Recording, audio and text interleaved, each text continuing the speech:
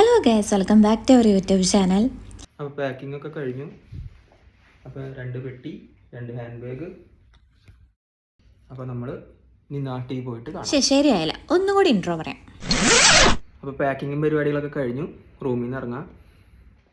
Packing ഒക്കെ കഴിഞ്ഞു. Almost ഇന്നലെ തോന്നുന്നു പാക്കിംഗ് കഴിഞ്ഞു. അപ്പോൾ ഇനി നമുക്ക് നാട്ടിൽ പോയിട്ട് ബാക്കിയുള്ള വിശേഷങ്ങളായിട്ട് നമുക്ക് വരാം. ഞങ്ങൾ ടാക്സി ഒക്കെ ബുക്ക് ചെയ്തിട്ടുണ്ട്. അപ്പം ഇനി സാധനങ്ങൾ ഇറക്കി നാട്ടിൽ താഴേക്ക് ഇറക്കണം. എന്നിട്ട് ഇനി നാട്ടിൽ പോയിട്ട് കാണാം.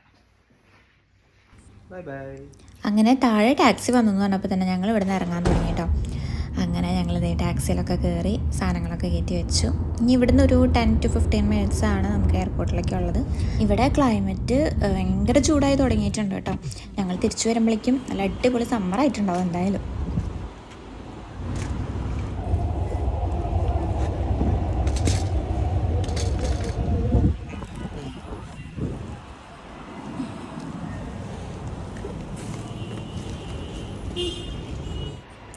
ഈ കാണുന്ന ട്രോളിയില്ലേ, ഇതൊന്നും തള്ളി എയർപോർട്ടിനുള്ളിൽ വരെ എത്തിക്കണം എനിക്ക് ഭയങ്കര ആഗ്രഹമായിരുന്നു. അങ്ങനെ ഞാൻ ജസ്റ്റ് ട്രയൽ അടിച്ച് നോക്കിയിട്ടാ. പക്ഷെ എനിക്ക് പറ്റണ പണിയല്ലായിരുന്നു. പക്ഷെ ഇപ്പം നോക്ക്, എന്ത് സിമ്പിളായിട്ട് തള്ളിക്കൊണ്ട് പോകണേന്ന്.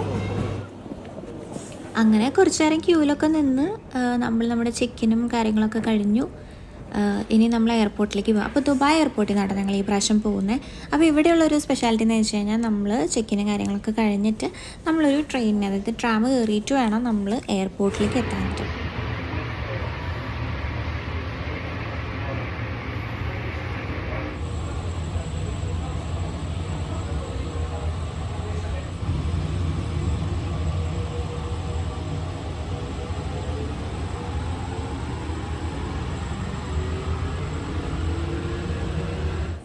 അങ്ങനെ ഞങ്ങൾ എയർപോർട്ടിലേക്ക് എത്തി. പിന്നെ കുറേ സമയം ഉണ്ടായിരുന്നു കേട്ടോ. അപ്പോൾ പിന്നെ നമ്മൾ അവിടെയൊക്കെ ചുറ്റിക്കിറങ്ങി കാണാമെന്നൊക്കെ വിചാരിച്ചു. എല്ലാവരും ഇതൊക്കെ വാങ്ങാനാണ് ഈ ഡ്യൂട്ടി ഫ്രീയിൽ പോകണേ ഏറ്റവും കൂടുതൽ. അപ്പം ഞങ്ങൾ അവിടെ ചെന്ന് കഴിഞ്ഞപ്പോൾ അവിടെ ഇങ്ങനെ ഒരു ഷെൽഫിലായിട്ട് ഇതാക്കി വെച്ചേക്കാട്ടോ ഒരു കുപ്പി.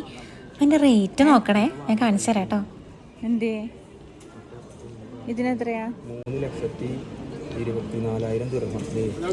ഇത്രയ്ക്കും വിലയുള്ള സാധനം ആരാണോ വാങ്ങുന്നത്? അതുകൊണ്ടൊക്കെ അത് ഷോക്കേസിലൊക്കെ എടുത്ത് വെച്ചിട്ടുണ്ട് അവർ. എന്തായാലും ഞങ്ങൾ അതൊക്കെ നോക്കി. പിന്നെ ബാക്കി കുറേ സ്ഥലങ്ങളും കൂടെയൊക്കെ കറങ്ങി നടന്നു. എന്തോരം വെറൈറ്റി കുപ്പികൾ അവിടെ ഇരിക്കുന്നത്. അതുപോലെ അതിൻ്റെ പാക്കേജിങ് കാണാൻ നല്ല രസമുണ്ടായിരുന്നു. പിന്നെ അതിൻ്റെ കുറേ എക്സ്ട്രാക്ട്സ് ഏതാണ് എടുക്കേണ്ടതെന്നുള്ള കൺഫ്യൂഷനിൽ അവിടെ കിടന്ന് നടക്കുന്നുണ്ടായിരുന്നു. കുറേയൊക്കെ റൗണ്ട്സ് നടത്തി ഞങ്ങൾ പിന്നെ ലാസ്റ്റ് അവിടെ നിന്നൊന്നും എടുത്തില്ല. എയർപോർട്ടിൻ്റെ ഉള്ളിൽ നിന്നൊന്നും വാങ്ങിയില്ലെങ്കിലും അതൊക്കെ ചുറ്റി നടന്ന് കാണാമെന്ന് പറയുന്നത് രസമല്ലേ. കുറേ നടന്നതുകൊണ്ട് തന്നെ കുറച്ച് നേരം ഒന്ന് ഇരിക്കാമെന്ന് വിചാരിച്ച് ഞങ്ങൾ സീറ്റ് അന്വേഷിച്ച് നടക്കാം കേട്ടോ. അപ്പോൾ ഈ സീറ്റ് അന്വേഷിച്ച് നടക്കുന്നതിൻ്റെ ഇടയിൽ അവിടെയും വേറെ കുറേ ഏരിയകളുണ്ട്. ചോക്ലേറ്റ്സും കാര്യങ്ങളൊക്കെ അപ്പുറത്തെ സെക്ഷനിലായിരുന്നു. അപ്പോൾ പിന്നെ അതും കൂടി ഒന്ന് കണ്ടിട്ട് വരാമെന്ന് വിചാരിച്ചു. അവിടെ നട്ട്സും കാര്യങ്ങളൊക്കെ ഉണ്ടായിരുന്നു. പിന്നെ കുറേ നമ്മുടെ സോവനിയേഴ്സ് ഉണ്ടായിരുന്നു, ഫ്രിഡ്ജ് മാഗ്നറ്റ്സ് ഉണ്ടായിരുന്നു.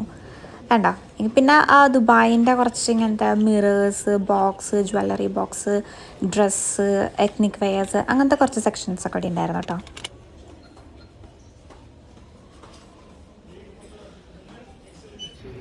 ഇനിയും കുറേ സമയമുണ്ട് കേട്ടോ. അപ്പോൾ നമ്മൾ 2 വീട്ടിലേക്കും വീഡിയോ കോളൊക്കെ വിളിച്ച് നമ്മൾ എയർപോർട്ടൊക്കെ കാണിച്ചു കൊടുക്കുകയാണ്. പക്ഷെ നെറ്റിൻ്റെ കുറച്ച് ഇതുള്ളതുകൊണ്ട് അവർക്ക് എത്രത്തോളം ക്ലാരിറ്റിയിൽ കാണാൻ പറ്റിയെന്നറിയില്ല.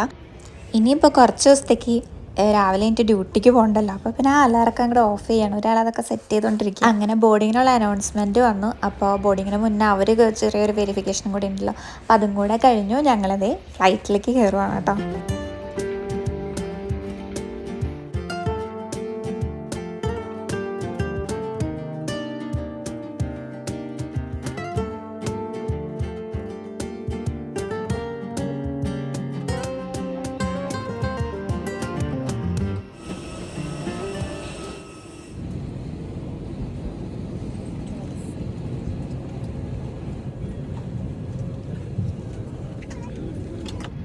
ഫൈനലി നമുക്ക് സീറ്റൊക്കെ കിട്ടി. നമ്മൾ 2 ആളും സെറ്റായിട്ടിരിക്കുകയാണ്.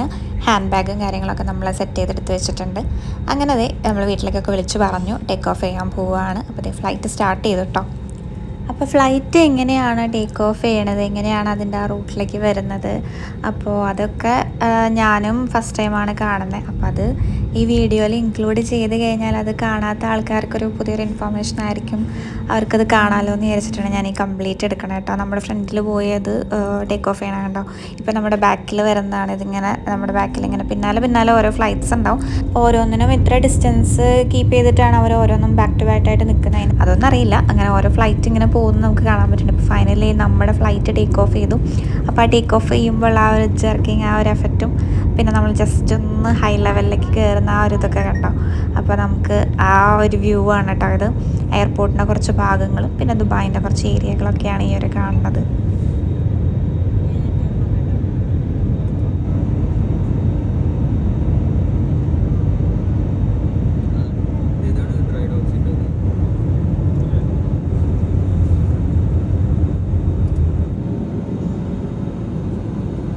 പിന്നെ കുറച്ചൊരു ഹൈറ്റ് എത്തിക്കഴിഞ്ഞാൽ നമുക്ക് ആ താഴത്തെ വ്യൂ ഒക്കെ കുറച്ച് ബ്ലേഡായി. പിന്നെ നമ്മൾ കംപ്ലീറ്റ് ക്ലൗഡ്സിൻ്റെ ഇടയിലേക്കാണല്ലോ പോകുന്നത്.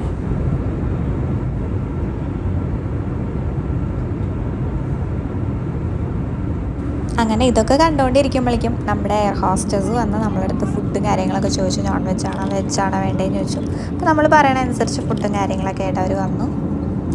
നന്നായിട്ട് വിശന്നിരിക്കണോണ്ട് തന്നെ തന്ന ഫുഡൊക്കെ കഴിക്കാൻ നല്ല അടിപൊളി ടേസ്റ്റായിരുന്നു. പിന്നെ ഞാനൊരു ചായയും പറഞ്ഞിട്ടുണ്ടായിരുന്നു. അപ്പോൾ ആ ചായയും ഈ ഒരു വ്യൂ ഒക്കെ കണ്ടിങ്ങനെ ഇരുന്ന് ആസ്വദിച്ച് ചായയൊക്കെ കുടിക്കാനായിട്ട് നല്ല അടിപൊളി സെറ്റായിരുന്നു കേട്ടോ. പിന്നെ കുറച്ച് നേരം കഴിഞ്ഞ് വ്യൂ ഒക്കെ കണ്ട് മടുത്തു. ആസ് യൂഷ്വൽ നമ്മൾ റിയാലിറ്റി അതാണല്ലോ. അത് കഴിഞ്ഞ് കുറേ നേരമായി ഫ്ലൈറ്റിലിരിക്കുന്നു, വീടെത്തുന്നില്ല, സ്ഥലം എത്തുന്നില്ല. കുറച്ച് നേരം കഴിഞ്ഞപ്പോഴേക്കും നമുക്ക് ലാൻഡിങ്ങിനുള്ള അനൗൺസ്മെൻറ്റ് വന്നു കേട്ടോ. നമ്മൾ സേഫായിട്ട് ലാൻഡ് ചെയ്തു. നമ്മൾ കൊച്ചിൻ എയർപോർട്ടിലേക്ക് എത്തിയിട്ടുണ്ട് കേട്ടോ. Finally the moment V waited for. അങ്ങനെ ലാൻഡ് ചെയ്തു. വളരെ ഹാപ്പിയാണ്. ഇത് ഫ്ലൈറ്റിൽ നിന്ന് ഇറങ്ങുകയാണ് കേട്ടോ. ഫ്ലൈറ്റിൽ നിന്ന് ഇറങ്ങിയിട്ട് നമുക്കൊരു ബസ്സിലാണ് നമ്മൾ നമ്മുടെ ലഗേജും കാര്യങ്ങളും ഒക്കെ കളക്ട് ചെയ്യാനുള്ള പോകുന്ന ഒരു സ്ഥലത്തേക്ക് പോകുന്നത്. അങ്ങനെ നമ്മൾ ബസ്സിൽ നിന്ന് ഇറങ്ങി നമ്മുടെ ലഗേജ് കളക്ട് ചെയ്യാൻ വേണ്ടി പോവുകയാണ്. അത്ര ലാഗൊന്നും ഉണ്ടായിരുന്നില്ല. പിന്നെയുള്ള റെസ്ട്രിക്ഷൻസ് എന്ന് പറയുന്നത് നമുക്ക് എല്ലാവർക്കും അറിയണ പോലെ എയർപോർട്ടിലേക്ക് എൻട്രൻസിലേക്ക് ആൾക്കാരെ കയറ്റുന്നതിന് ഒരു ലിമിറ്റേഷൻസ് ഉണ്ടായിരുന്നല്ലോ.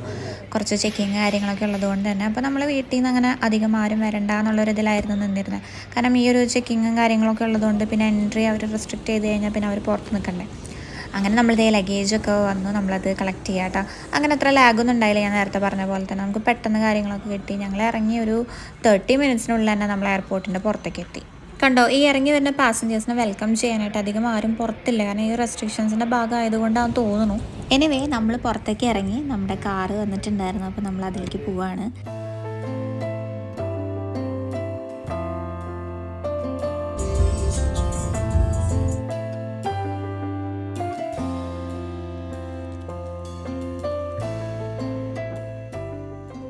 അങ്ങനെ നമ്മൾ വീടെത്തിയിട്ടോ. വീട്ടിലെല്ലാവരും ഉണ്ടായിരുന്നു. എയർപോർട്ടിലേക്ക് വരാൻ പറ്റാത്തതിൻ്റെ വിഷമം ചിലർക്കൊക്കെ ഉണ്ട്. എന്നാൽ കൂടിയും എല്ലാവരും വീട്ടിൽ നല്ല പ്രസൻറ്റബിളായിട്ട് നമ്മളെ കാത്തിരിക്കുകയായിരുന്നു. അങ്ങനെ നമ്മളിതേ ലഗേജും കാര്യങ്ങളൊക്കെ വീട്ടിലേക്ക് കയറ്റി. കുറേ നാൾക്ക് ശേഷം വരല്ലേ വീടൊക്കെ കാണുന്നത്. എനിക്ക് തോന്നുന്നു ഓൾമോസ്റ്റ് ഒരു 2 years ഒക്കെ കഴിഞ്ഞിട്ടുണ്ട്.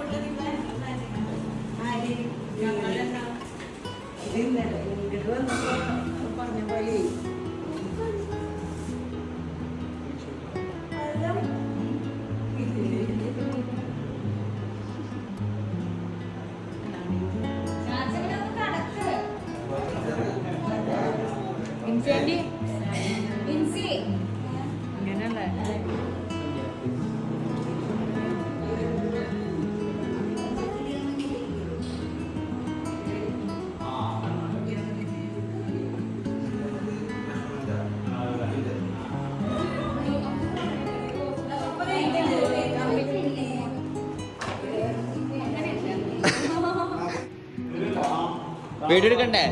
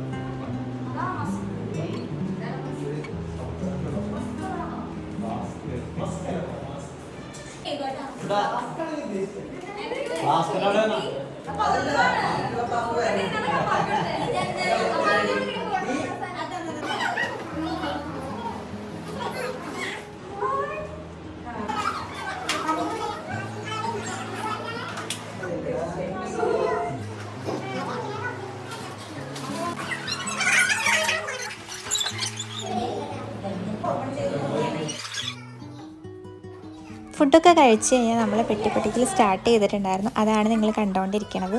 എല്ലാവരും ഉണ്ടായിരുന്നു, എൻ്റെ അനിയത്തി ഒഴിച്ച്. അവൾക്ക് നാളെയാണ് ലീവ് കിട്ടുള്ളൂ. അപ്പോൾ അവളുണ്ടായിരുന്നില്ല, ബാക്കി എല്ലാവരും ഉണ്ടായിരുന്നു. പെട്ടിപ്പെട്ടിക്കൽ കഴിഞ്ഞു ദേ എൻ്റെ വീട്ടിലേക്ക് പപ്പേനെയും മമ്മീനെയും നമ്മൾ കൊണ്ടാക്കി. അപ്പോൾ അത്രയേ ഉള്ളൂ ഇന്നത്തെ വ്ളോഗ്. Bye bye.